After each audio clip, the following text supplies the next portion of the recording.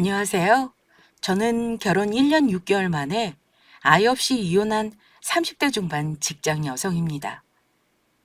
전 남편과는 소송으로 2년 전 이혼했어요.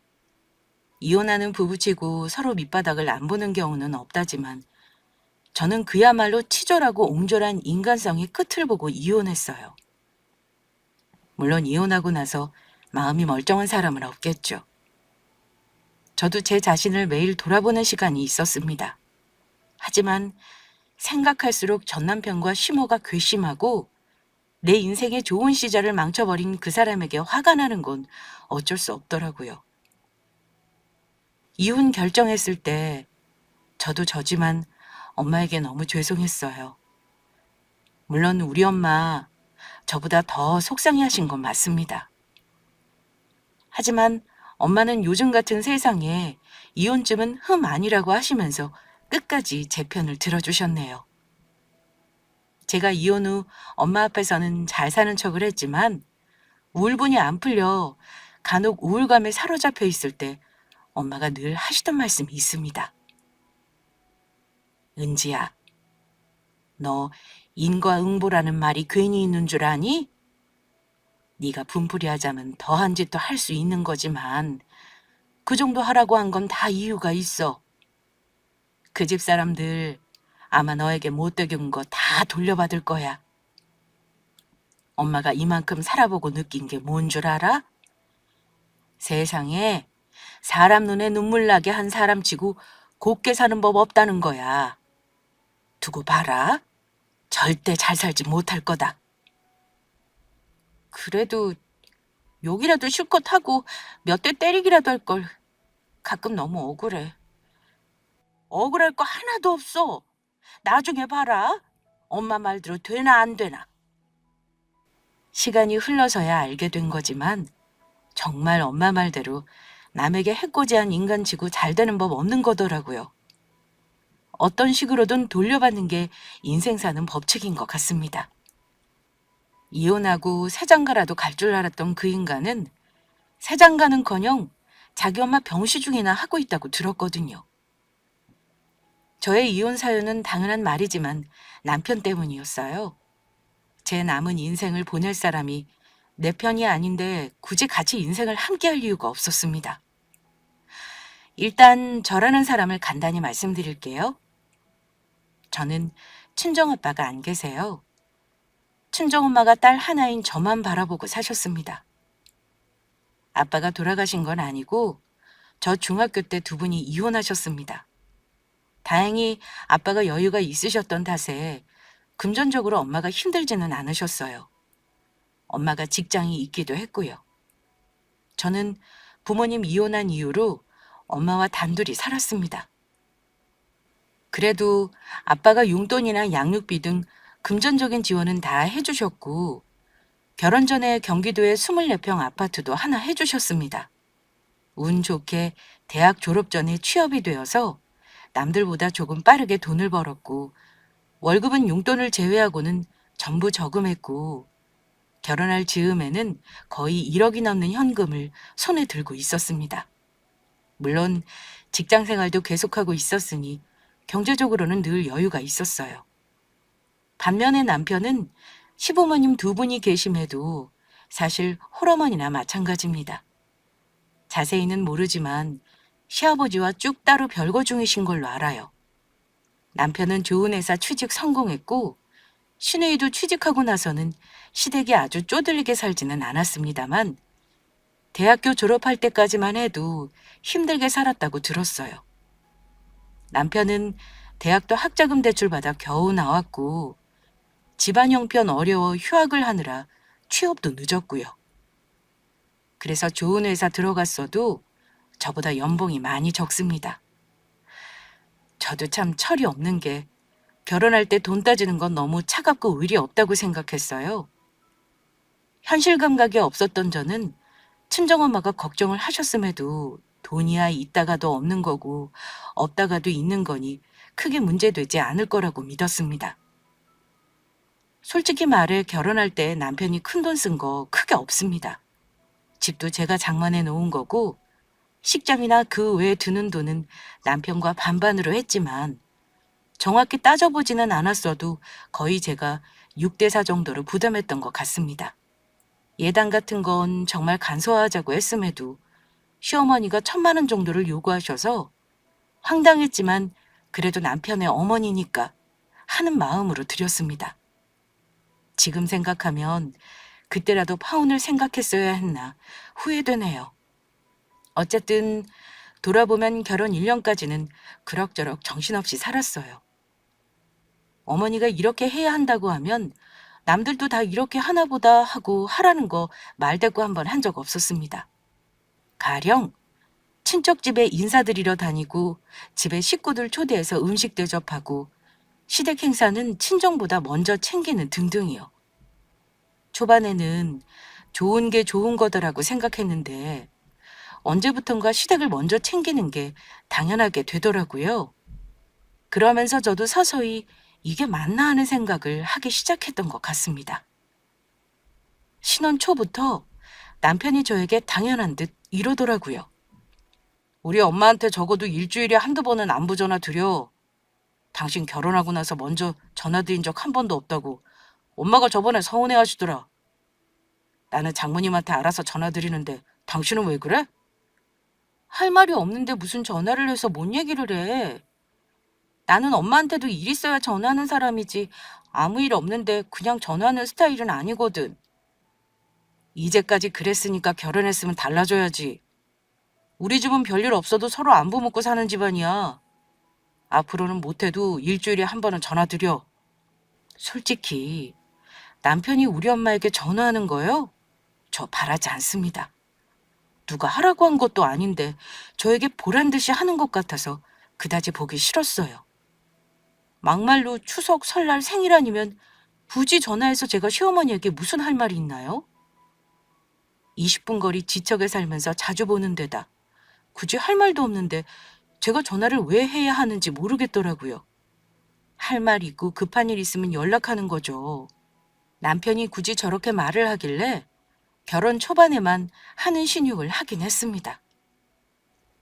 하지만 남편은 저에게 안부 전화만 바라는 게 아니었어요. 시어머니랑 시누이랑 같이 찜질방도 가고 친해지라는 둥, 엄마 병원 가시는 날 제가 회사 일을 빼고 모시고 가라는 둥, 자기가 아들로서 해야 할 일을 저에게 미루더라고요. 그러면서 말로는 시어머니와 며느리가 친해질 기회를 주는 거라나요? 게다가 모든 것이 시댁 위주라는 게 마음에 안 들었습니다. 어버이날에도 시댁 일정 먼저 맞추고 우리 엄마를 챙기고 명절이며 무슨 행사는 모두 시댁 위주로만 돌아갔으니까요. 가장 기분 나빴던 건 뭐냐면요. 남편은 별거하고 계신 시아버지도 따로 챙기는 걸 당연한 듯 여기면서도 이혼한 우리 아빠는 따로 챙길 필요가 없다고 말하는 사람이었습니다. 결혼해서 처음 맞은 어버이날에 이걸로 의견의 차이가 있어서 입씨름을 했거든요. 어버이날이 평일이니까 토요일에는 우리 가족이랑 식사하고 일요일은 장모님이랑 식사하면 되겠네. 당신이 우리 엄마 뭐 드시고 싶은지 물어보고 예약 좀 해놓을래? 그래? 그럼 일요일엔 점심은 엄마랑 먹고 아빠랑 저녁에 만날까? 결혼하고 나서 아빠 딱 한 번 봤잖아. 아빠가 보고 싶다고 꼭 보자고 하셨거든. 겸사겸사 이번에 보는 게 나을 듯해. 그런데 남편은 하루를 우리 부모님 만나 다 쓰는 게 영 마음에 들지 않았던 것 같습니다. 원래 주말에 하루는 꼭 자기 시간을 갖는 사람인데 아마 우리 엄마랑 점심 먹고 와서 약속을 잡으려고 했던 것 같아요. 아빠 만나자는 말을 듣더니만 표정이 확 구겨지더라고요. 뭐? 장인어른? 아니 장인어른을 그날 왜 꼭 만나야 하는 건데? 장인어른은 재혼해서 가족이 있으시잖아. 그럼 그쪽 가족하고 지내면 되는 거지 우리까지 챙겨야 해? 누가 그걸 몰라? 그래도 아빠가 나 결혼하기 전에 집도 해주셨고 한 번이라도 당신 감사 인사한 적 없잖아. 재혼했다고 아빠가 아닌 것도 아니고 나랑은 계속 연락하고 지낸 거 당신도 알잖아. 아빠가 얼굴 보자시는 김에 인사드리자는 거야. 어차피 우리 아빠 자주 보는 것도 아니잖아. 기껏해야 1년에 한두 번이니까 이번에는 같이 얼굴 뵙고 챙겨드리자. 날 잘 살라고 미안해서 결혼할 때 당신 집이며 돈이며 해주신 건데 굳이 그렇게까지 해? 이미 법적으로는 장인 장모님 이혼하신 분들이고 나는 골치 아프게 장인 장모 따로 챙기면서 살 생각 없어. 이건 결혼 전에 확실히 해뒀어야 하는 건데 내 실수네. 암튼 당신이 굳이 챙기겠다면 장인어른은 돈만 따로 보내드리던지 해. 남편이 그리 말하는데 굳이 갑자기 열이 확 받더라고요. 자기 부모님은 이혼만 안 했다 뿐이지 아버님이 따로 살림내고 살면서 저랑 다를 게 뭐가 있다고 굳이 우리 아빠를 챙기지 말자고 갖다 붙이는 이유가 기분 나빴습니다. 그럴 거면 따로 사시는 당신 아버지도 안 챙기는 게 맞는 거지. 당신 어머니 뭐 드시고 싶은지 내가 알아보고 식당도 예약하라는 건 뭔데? 나는 당신 부모 둘 다 챙기는 건 당연한 거고 우리 집은 아니라는 거야? 그게 어떻게 같아? 우리 부모님이 사정이 있으시지만 그래도 자식들 생각해서 이혼은 안 하고 사시잖아. 그럼 당연히 챙겨드리는 게 맞지. 그게 무슨 논리야? 아, 뭐 좋아. 당신이 그렇다면 이제부터 각자 부모는 각자 챙기자. 그럼 서로 기분 나쁠 일 없겠네. 저는 기분이 상한 나머지 남편에게 아예 각자 부모님을 챙기자고 했습니다. 하지만 남편은 그런 저의 의견에 호락호락한 사람이 아니었습니다. 결혼했으면 둘이 뜻을 같이 해야지. 서로 개인 플레이 하자는 거야? 그럴 거면 혼자 살지 뭐하러 같이 살아? 누가 당신 집에 사위 노릇 안 하겠다고 했냐고. 아무리 생각해도 당신이랑 나랑은 경우가 달라. 애처럼 굴지 말고 내 말 들어. 결혼하자마자 분란 일으키면 우리 집도 그렇지만 장모님은 마음이 편하시겠냐? 결국 우리 부부는 의견을 좁히지 못하고 마음만 상하고 말았습니다. 저는 남편 말대로 부모님 걱정은 끼치고 싶지 않았어요. 잘 사는 모습만 보이고 싶은 게 자식 마음인지라 결혼 초반까지는 저도 시댁에 잘하려고 노력했고 친정엄마에게도 남편과 아무 문제 없는 것처럼 행동했습니다. 어쨌든 남편도 그때까지는 아빠에게는 몰라도 엄마에게만큼은 잘하려고 노력했으니까요. 하지만 결혼하고 몰랐던 남편의 속내를 알게 된 일이기도 했습니다. 저는 남편이 저와 똑같은 마음으로 결혼하고 잘하겠거니 생각했어요. 하지만 남편은 결혼하고 나서는 여자가 자기 부모와 집에 더 신경을 써야 한다는 생각을 기본적으로 하는 사람이었고, 은근히 가부장적인 면도 있었습니다. 결혼 전에는 전혀 몰랐던 모습이라 당연히 싸울 일이 많았습니다. 결혼하면 원래 서로 맞춰가는 초반에 싸울 일이 많다고는 하지만 문득 이 사람과 결혼 생활을 10년, 20년을 더 한다고 해도 과연 맞춰 살 수 있을까 싶은 일이 많았어요. 요즘 세상에 어느 여자가 결혼했다고 시집을 우선적으로 챙겨야 한다는 생각을 하고 살겠습니까? 그러다가 제가 남편과 다소 크게 다퉜던 일이 어이없게도 우리 결혼기념일을 앞두고 일어났습니다. 결혼해서 초반부터 남편과 다툴 일이 많았지만 그때까지만 해도 이혼까지는 고려하지 않았어요. 그래도 잘해보려는 마음이 있었습니다. 그래서 결혼기념일 즈음 남편과 휴가를 내서 여행을 다녀올 계획을 세웠어요.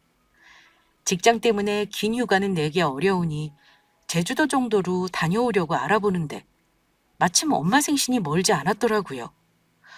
엄마 선물로 뭐 해드릴까 물어보는데 엄마는 당연히 저 부담될까봐 이것도 싫다, 저것도 싫다, 괜찮다, 필요 없다 하시더라고요. 그래서 제가 엄마 오래간만에 여행 다녀오시라고 일본 여행을 예약해드리려고 했습니다. 그런데 남편이 제가 엄마랑 일본 여행 얘기하는 걸 듣더니만 묻더라고요. 우리 일본 가는 거 아니지? 장모님이 일본 가신다는 거야? 응, 우리 여행 예약하는 김에 엄마 생신이 겹쳐서 여행 보내드릴까 하고 알아보는 중이거든.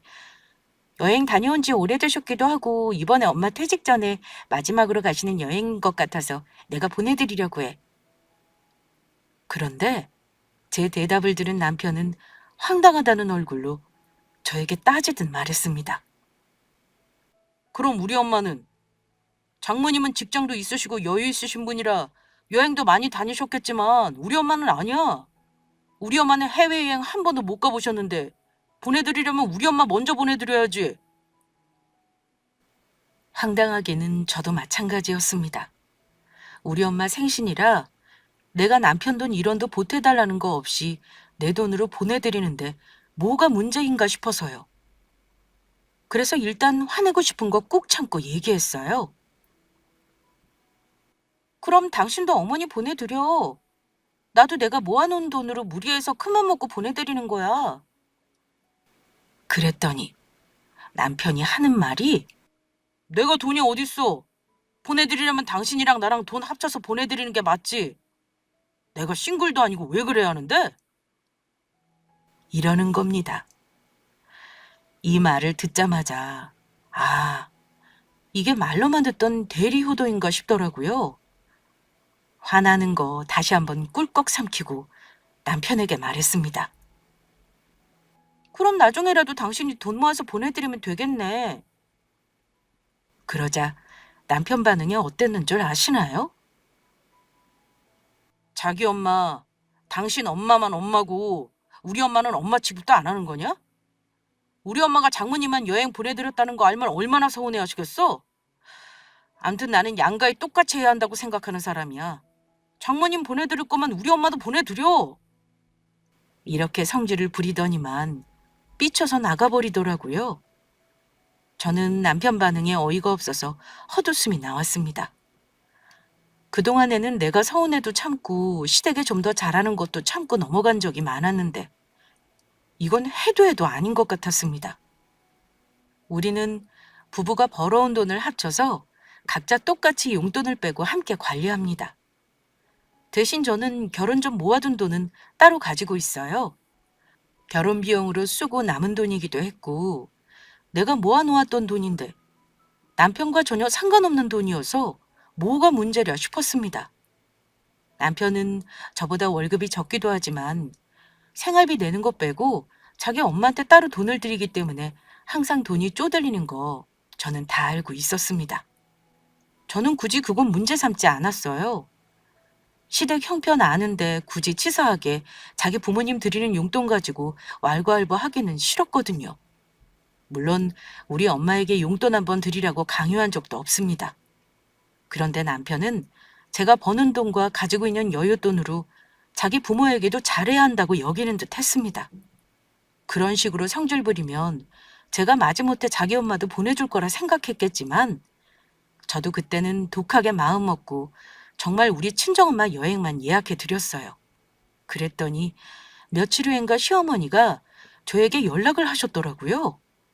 어머 아가, 우리 명훈이한테 얘기 들었다. 나 여행 보내주기로 했다며? 네? 그게 무슨 말씀이세요 어머니?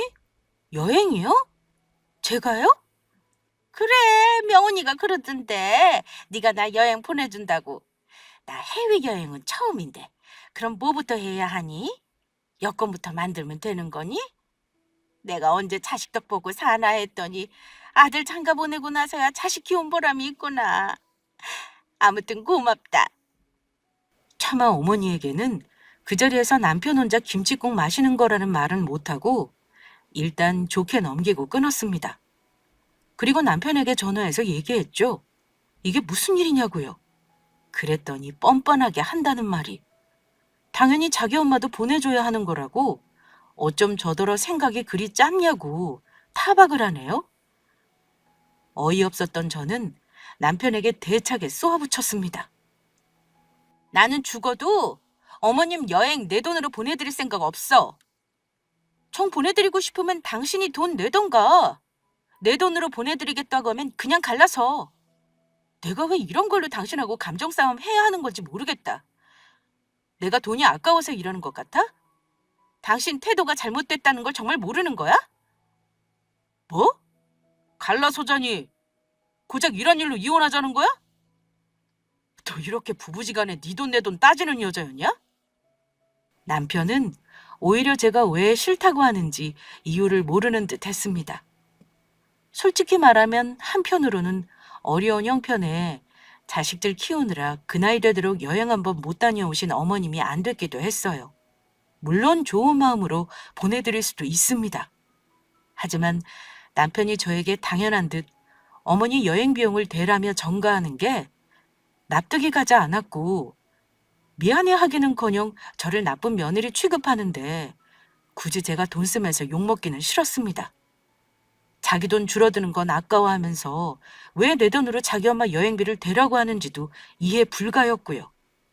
결론만 미리 말씀드리면 신랑이 끝에 결국 어머니는 상황을 대충 눈치채시고는 자존심이 상하셨는지 먼저 여행을 가지 않겠다고 하셨습니다. 남편은 뒤늦게 자기 돈으로 보내드리겠다고 했지만 어머니도 웃긴 게요. 아들이 대주는 돈으로 가기 싫다고 돈 쓰지 말라고 하더라고요. 돈 잘 버는 며느리도 보는 줄 알았는데 아들 호주머니에서 나오는 돈은 아까웠던 거죠. 이 일로 이혼 아내 만에 감정 싸움을 했으니 서로 감정이 좋을 리가 없었습니다. 그 이후로 한동안 냉전 기간을 가지면서 너는 너, 나는 나 이렇게 냉랭하게 지냈던 것 같아요. 남편은 저와 사이가 소원해지면서 밖으로 유독 시간을 보내는 일이 잦았고 거의 매일 귀가가 늦었습니다. 계속 이렇게 지낼 수는 없다고 생각한 제가 먼저 말을 걸고 대화를 시도했지만 남편은 생각보다 옹졸한 사람이었어요. 그러면서도 저에게 며느리돌이 아내돌이는 어찌나 강요했는지 모릅니다. 말하자면 그때까지는 부부 네가 이기나 내가 이기나 기싸움을 했던 것 같아요. 물론 그 싸움에서 약자는 아무래도 저였습니다.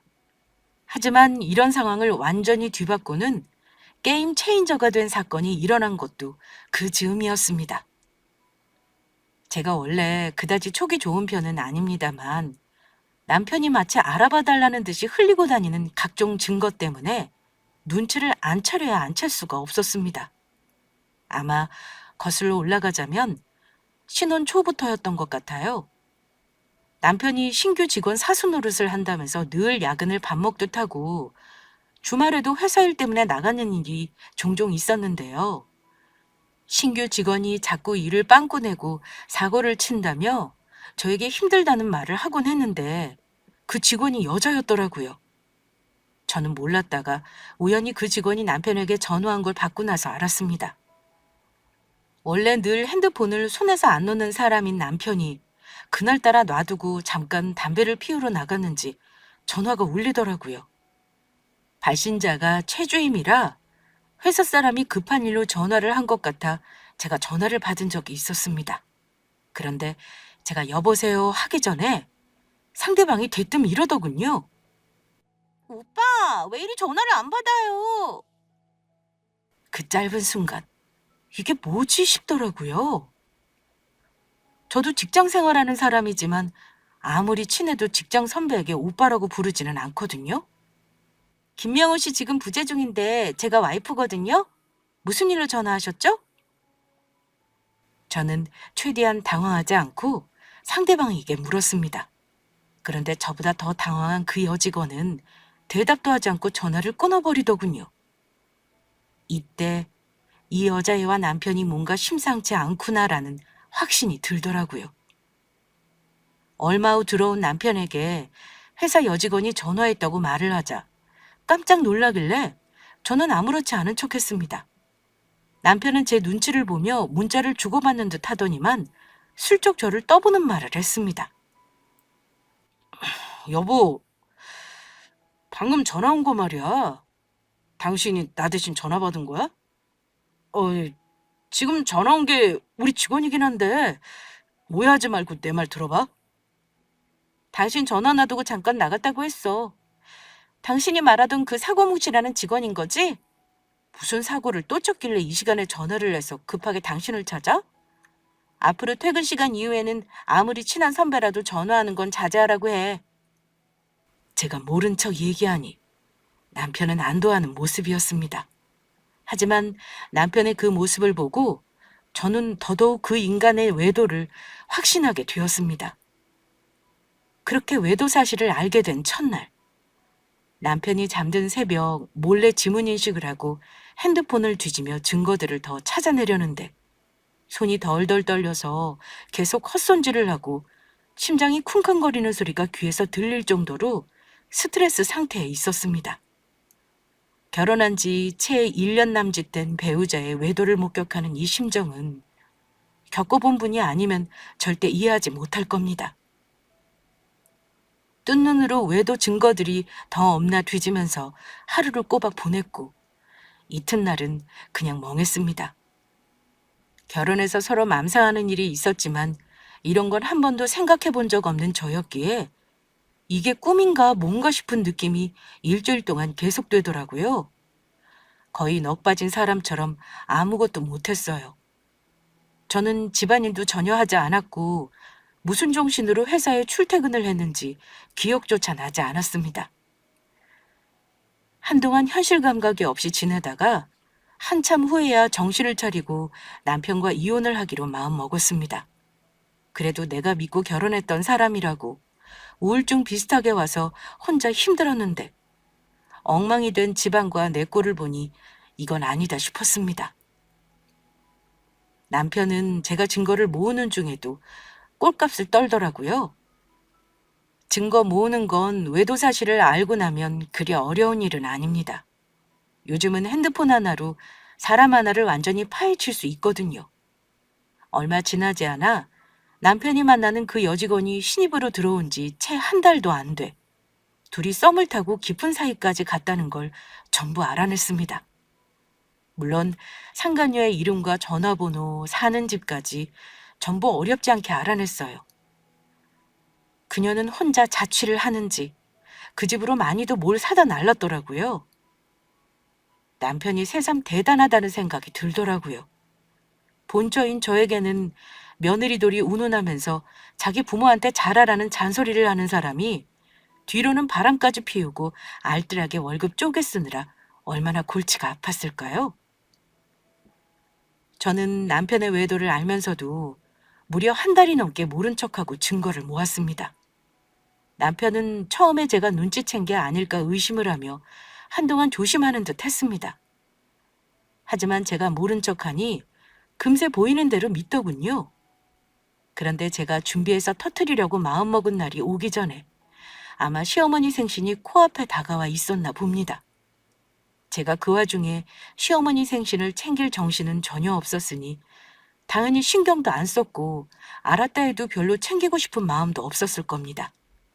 물론 남편은 저의 이런 속을 전혀 알 길이 없었을 테니 아마 제가 시댁 대소사는 전부 기억하고 있는 줄 알았나 봅니다. 다음 주 화요일이 어머니 생신인데 당신은 어쩔 생각이야? 나는 외식보다는 며느리가 생일상 차려드리는 게 좋을 듯 싶은데 말이야. 오래간만에 가족들하고 식사도 같이 하고 어때? 주말에 미리 당겨서 할까? 아마 남편은 당연히 며느리인 제가 미리 계획이 있었을 거라 믿었겠죠. 하지만 저도 남편 말을 듣고 나서야 알았습니다. 어머니 생신? 아, 다신 어머니 생신이구나. 음력이라 몰랐네. 그걸 챙길 정신이 없었거든. 글쎄, 당신 어머니 생신상을 왜 내가 챙겨야 하는지 모르겠네. 정 차려드리고 싶으면 당신이 차려드려. 안 그럼 외식하든가. 미안한데 나는 주말에 일이 좀 있어서 같이 하지는 못할 것 같네. 어느 여자가 바람난 남편 엄마 생신상을 차리고 싶겠습니까? 생신상은커녕 그 집안 식구들 만나기도 싫은 게 당연한 거죠. 그걸 알리 없는 남편은 냉소적인 저의 대답을 듣더니만 황당한 표정을 지었습니다. 뭐? 당신 설마 우리 어머니 생신도 아예 모르고 있었던 거야? 대체 당신 뭐 하는 사람이야? 내가 챙기기 전에 당신이 미리 계획을 하고 있었어야지. 내가 말 안 했으면 주말도 지나가도록 몰랐을 거 아니야. 자기 엄마 생일 까먹었다고 성질내는 남편놈을 보는데 내가 굳이 저런 인간을 참아주고 시간을 줄 필요가 있나 싶더라고요. 그런 생각이 들자 저도 당연히 말이 삐딱하게 나가기 시작했습니다. 아니, 삐딱한 게 아니라 어쩌면 그 상황에서 바른 말을 한 거죠. 내가 당신네 집 딸이야? 당신은 우리 엄마 생신 왜 오고 사냐고. 내가 왜 미리 당신 어머니 생신을 계획해야 하는 건데? 내가 지금 죽을 죄라도 지은 거야? 왜 나한테 소리를 지르는 건데? 당신 그걸 말이라고 해? 며느리가 돼서 시어머니 생신을 까먹어? 결혼한 여자가 시댁 대소사 챙기는 건 당연한 거지. 툭하면 너네 집이랑 자꾸 동급으로 취급하는데 내가 다시 한번 얘기해줘? 여자랑 남자랑은 경우가 다르다고. 억울하면 장모님도 아들을 낳았어야지. 아들 있는 집은 다 이렇게 사는 거야. 하도 당당하게 말하길래 저는 그나마 남아있는 인내심이 바닥나는 걸 느꼈고 그 자리에 말해줬습니다. 며느리? 누가 며느리야? 나 이제 너희 집 며느리 안 할 건데? 그럼 내가 당신 엄마 생일 안 챙겨도 아무 상관없는 거지? 당신이 그렇게 사랑하는 어머니는 당신이 챙겨. 알겠냐? 무슨 말 같지도 않은 소리야. 암튼 지금이라도 알았으면 다행이니까 빨리 어머니께 미리 전화드려서 생신날 전에 우리 집에서 한상 차리겠다고 말씀드려. 사태 파악 못하는 남편에게 이제 알려줄 때가 왔나 싶었습니다. 그래서 개소리에 대답도 하지 않고 바로 전화를 걸었습니다. 남편은 아마 제가 어머니에게 전화를 한다고 짐작했는지 의기양양한 표정이었고요. 잠시 후 전화를 받은 상대방에게 말했습니다. 야, 내가 도저히 저 인간 데리고 못 살겠으니까 너희 집으로 데려가서 살아. 오늘 당장 내쫓아줄게. 남편은 제가 자기 엄마한테 저런 막대묵은 소리를 한다고 여겼나 봅니다. 제가 전화로 소리를 지르니 우리 엄마한테 무슨 막말이냐며 제 전화를 낚아채더군요. 하지만 잠시 후 제가 전화를 건 상대가 누군지 확인하고 나서 남편의 얼굴은 사색이 되었습니다. 전화기 너머에서 상간녀가 당황한 목소리로 말을 했을 테니까요. 저는 그런 남편을 쏘아보았습니다. 남편은 당황했는지 전화를 바로 끊어버리더군요. 왜? 당신 엄마인 줄 알았는데 당신 애인이 전화 받아서 놀랐니? 당신은 누굴 바보로 알아? 내가 당신이 1년 넘게 바람 피우는 거 눈치 못 챌 거라고 생각한 거냐고. 당신 혹시 언제부터 한 거야? 일단 내가 다 설명할게. 당신이 어떻게 알았는지는 모르지만 일단 당신이 아는 게 다가 아니야. 안 그래도 정리하려던 차였고 걔랑 깊은 관계는 더더욱 아니야. 남편은 제가 어디까지 알고 있는지 확실히 모르니 일단 잡아떼기를 시전했습니다. 하지만 이미 모든 증거는 제 손에 다 들어와 있는 상태였고 굳이 이 상황에서 더 모른 척 해줄 인내심은 없었습니다. 그날 끝장을 보자는 생각으로 저는 남편을 몰아붙였습니다. 그동안 당신 나 몰래 아주 골치 아팠겠더라. 나한테는 세상 둘도 없는 효자 아들인 것처럼 굴면서 자기 부모한테 대리효도하게 하고 양심에 찔리지도 않았어? 뒤로 이런 짓 하면서 나한테 그러면 안 되지. 오늘 보니 내가 어머니 생신 몰랐다고 아주 쫓아낼 기세던데. 지금 생각은 어때? 내가 당신 바람난 것까지 알면서 어머니 생신이니 뭐니 챙겨야겠니?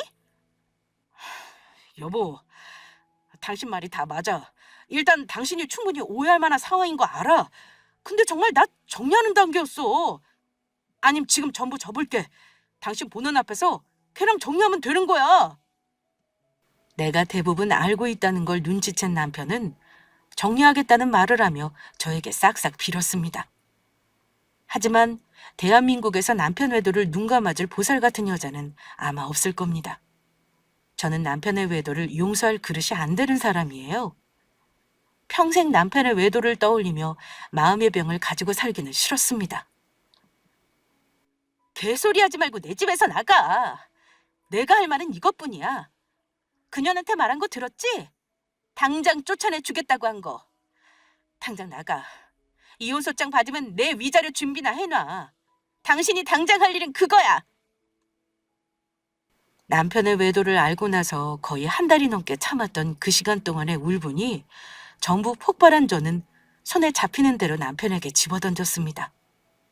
남편은 제가 던지는 물건에 맞으면서도 엎드려서 비는 신용을 하더군요. 그제야 자기가 불리한 상황이라는 걸 전부 파악하고 납작 엎드렸지만 저는 이미 분노로 눈이 돌아가 있는 상태였습니다. 저는 그날 남편을 결국 집에서 쫓아냈습니다. 그리고 시모에게 전화해서 남편이 바람 넣은 것과 이혼할 거라는 걸 모두 말씀드렸어요. 자기 자식이 잘못한 건 아셔야 나중에 저나 친정엄마 욕은 안 하실 테니까요. 그런데 어머니 반응도 참 기가 찼습니다. 처음에는 이게 무슨 날벼락 같은 말이냐며 무조건 아들 잘못이라고 자기가 혼낼 테니 이혼만은 하지 말라며 간절하게 말하더니만 제가 이혼하겠다고 말하고 끊으려 하니 이런 말을 하는 겁니다. 우리 아들이 다른 여자에게 눈 돌린 건 필시 네 잘못도 있을 거다. 부부 사이는 한쪽 잘못만 있을 수가 없는 거야. 우리 아들은 그럴 애가 아닌데 분명 원인이 있었을 거 아니니. 원인을 운운하시는데 그게 뭐겠습니까? 자기 아들이 바람 피운 원인이 저한테 있다는 말을 하고 싶은 거잖아요. 어머니, 지금 그 말 뜻이 뭐예요? 그러니까 지금 아들이 바람난 건 저한테도 잘못이 있다. 뭐 그런 뜻으로 하는 말씀인 거예요? 아니, 꼭 그렇다는 게 아니라, 얘, 너도 생각을 해봐라. 너 남자들은 자기 마누라가 이쁘면 절대로 나가서 다른 여자한테 눈 안 돌려. 너랑 뭐가 안 맞으니까 나가서 자기 말 들어주는 여자를 찾는 거 아니겠니? 그러니까 내 말은 굳이 말하자면 너희 둘 다 잘못이 있다는 거야. 그러니까 이혼은 다시 생각해봐. 우리 아들도 실수한 건 맞지만 너도 잘한 건 없다. 부부가 싸웠으면 적어도 싸움 소리가 담벼락은 넘지 말아야지. 니들이 싸워서 이혼한다고 동네방네 떠들고 시애미한테 이혼한다는 말을 해? 게다가 남편을 집에서 내쫓다니. 너도 성격 한번 참 고약하구나. 나는 절대 이혼은 용납 못한다. 둘이 노력해서 해결해. 이혼은 다시 생각해보라며 아들 쫓아낸 거 못마땅해 하는 시어머니 말 듣고 이 집은 답이 없겠다 싶었습니다. 이혼은 안 된다면서 서로 노력을 해보라는 말에 저는 미친년처럼 울분이 터지면서 동시에 같이 웃음도 터졌습니다. 어머니, 노력이라뇨? 어머니도 아버지랑 별거하시면서 저한테 그런 식으로 말씀하시면 안 되죠. 다시 한번 정확히 말씀드릴게요. 오늘 이후로 저는 이 집 며느리 아니니까 그런 줄 아세요. 앞으로 볼 일도 없고 전화도 받을 일 없을 테니까 어머니 당신 자식이 어떤 인간인지 똑바로 파악하고 가정교육 다시 똑바로 시키세요. 아시겠어요? 이렇게 말하고 전화를 끊어버렸습니다. 남편은 그 길로 집을 나가 아마 상간녀 집으로 간 듯했어요. 아마 자기 엄마 집으로 못 갔을 거라고 짐작은 했습니다. 집에서 쫓겨난 이튿날 쓰레기 같은 남편 놈은 그새 어머니가 일러 바친 말을 들었는지 쪼르르 저한테 전화를 해서는 꼴에 언성을 높이더라고요. 여보, 우리 엄마 지금 쓰러지기 일보 직전이래. 당신 설마 우리 애기 어머니한테 다 말한 거야? 대체 뭐라고 했길래 우리 엄마가 몸져 누우신 건데? 전부 내가 저지른 짓인데 왜 우리 엄마한테 얘기해서 일을 더 크게 만들어? 우리 엄마 잘못되면 당신이 책임질 거야? 자기 엄마 잘못되면 내가 책임질 거냐며 소리 지르길래 저도 정신 차리려고 똑같이 소리 질러줬습니다. 아우, 이 덜 떨어진 놈아. 당신 사랑하는 엄마도 자기 아들 잘못으로 이혼한다는 건 아셔야지. 당신이 도무지 잘못한 걸 모르길래 얘기한 건데 당신 어머니도 어쩜 똑같더라. 그 나물에 그 밥이라는 말이 딱 맞아. 당신 어머니한테 당신 돌려드린다고 했으니까 가서 사랑하는 당신 엄마랑 행복하게 잘 살아.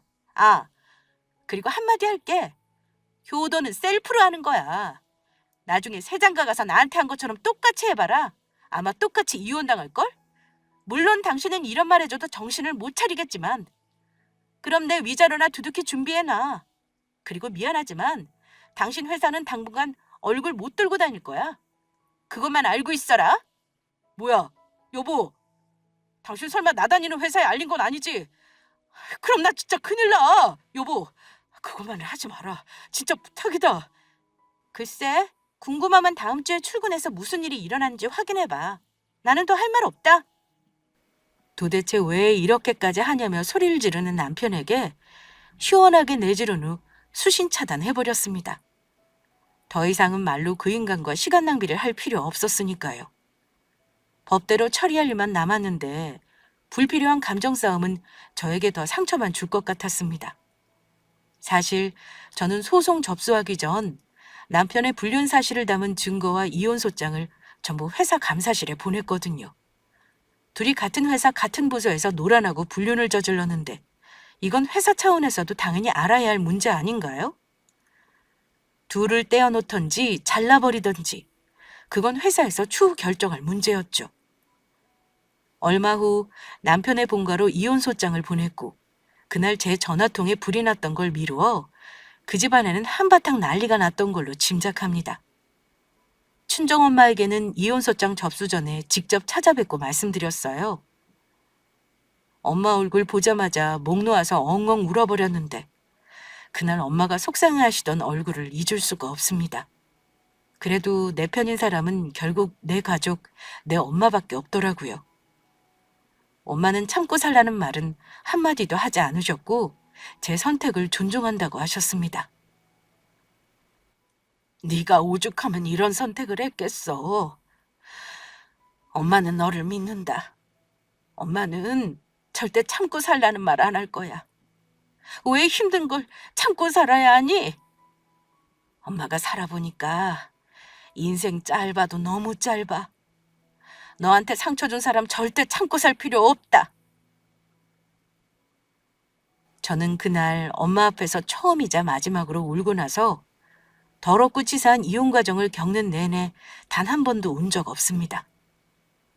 세상에 내 편인 사람이 단 한 명 있다는 것도 정신적으로 참 의지가 되더라고요. 이혼 소송과 상간녀 소송을 하는 동안 남편은 저를 붙잡으려고 별짓을 다 했지만 결국은 포기하고 위자료를 안 주려는 작전으로 가더군요. 제가 결혼 기간도 짧은데 돈 많이 받자고 위자료 청구를 한 건 아닙니다. 하지만 그 인간에게 무언가를 빼앗긴다는 그 마음을 겪게 해주고 싶어서 재산 명시 신청까지 해가며 아주 탈탈 털어줬습니다. 정말 그 인간이 돈이 많지는 않더라고요. 짧은 혼인 기간을 감안해 저는 위자료 2천만 원을 받고 소송을 마무리했습니다. 상간녀 소송은 이혼 후에도 이어져서 몇 개월을 더 질질 끌더니만 결국 저의 승소로 아주 작은 위자료를 받고 끝났습니다.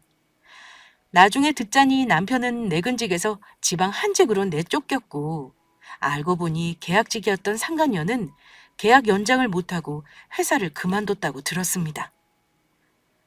어쨌든 이렇게 치졸한 싸움은 제가 이겼지만 분한 마음은 어쩔 수가 없더라고요. 남편도 그렇고 남편 편드는 시모와 그 인간과 바람난 불륜녀 모두 천벌을 받았으면 좋겠다고 매일 기도했지만 그 마음도 괴롭더군요. 그래도 시간이 흐르니 저도 분노의 마음을 조금 가라앉히고 엄마 말대로 남에게 상처 준 사람은 언젠가는 꼭 돌려받는다는 말을 믿게 되었습니다. 이혼하고 나서 한참 후에야 저도 마음을 내려놓을 수 있게 된 거죠. 그만큼 배우자의 외도는 영혼을 파괴하는 짓인 겁니다. 벌써 이혼한 지 2년이 지난 지금 저는 한동안 전 남편 때문에 재혼은커녕 남자도 못 만날 줄 알았는데 어쩌다 보니 인연이다 정말 좋은 사람을 만나고 있습니다. 비록 사람에게 상처받고 배신당했지만 모든 인간관계를 단절하는 건 제 손해라고 생각합니다. 세상에는 전 남편같이 이기적인 남자보다는 좋은 사람이 더 많다는 말을 믿어보려고요. 제가 잘 사는 게 진정한 복수라는 생각을 하고 살아가려고 합니다. 결국 사람으로 받은 상처는 사람으로 치유받고 새로운 삶을 살아야 하는 건가 봐요. 저의 이혼 사연은 여기까지입니다. 긴 사연 들어주셔서 감사드려요.